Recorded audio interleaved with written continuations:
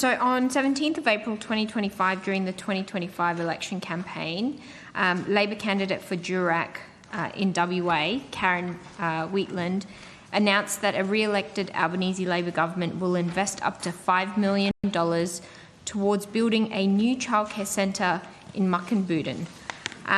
What work has been done to honour this commitment since the election? Perhaps the Minister can take it. Thank you, Senator Payman. So, yes, that is a commitment, and it's part of our Building Early Childhood Education Fund that is building services in underserved areas, including in Western Australia. And we are working with the Western Australian Government on those commitments. And Mr Smythe may provide further details. Sure, Minister. Yeah. Nathan Smythe, Senior Responsible Officer and Deputy Secretary for the Building Early Education Fund. Thank you for the question, Senator. Yes, we've been actively engaged with the Western Australian Government in relation to that election commitment, as well as the two other election commitments that were made in Western Australia.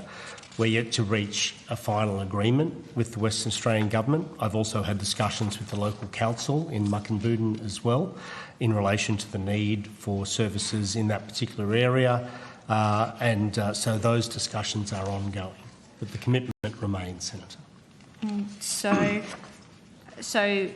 we can say that you've received input or action from the Shire of Mukinbudin? I've had some discussions with them around the commitment, yes, Senator. Can you tell me when those discussions took place? Because the CEO wrote to us in September of 2025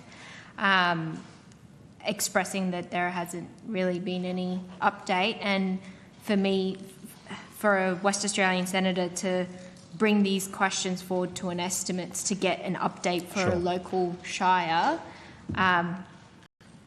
does that justify? It doesn't give us that confidence that there's been work behind the scenes, and that's why these questions are being brought to you. I understand, Senator. Can I take on notice the exact date that I met with the Shire? But it would have been around, from my memory, around that September-October period that I actually met with them and had a discussion. Minister, have you received any correspondence from the Shire of Mukinbudin on this issue? I would not want to provide you with incorrect information, so I'll take that on notice, Senator Yes, Payman. please do. Thank you. Is there a rough timeline you can provide to the people of Mukinbudin to see when this commitment will be honoured? I wouldn't like to preempt the negotiations that are going on and the reaching of an agreement at this particular point in time, Senator. But I think I even have a meeting with Western Australian officials lined up for next week as well. And you said there's a few commitments. Can you outline which other areas within Western Australia a commitment was made aside from the Shire of Mukinbudin? There were two. There were Marrickul and Mundaring, as well as Mukinbudin. There seemed to be something with the M's, I think, in Western Australia, Senator. Well, we often in WA feel very neglected. So given the $1 billion Building Early Education Fund has spent most of its existence, there hasn't been much progress. It's sitting idle.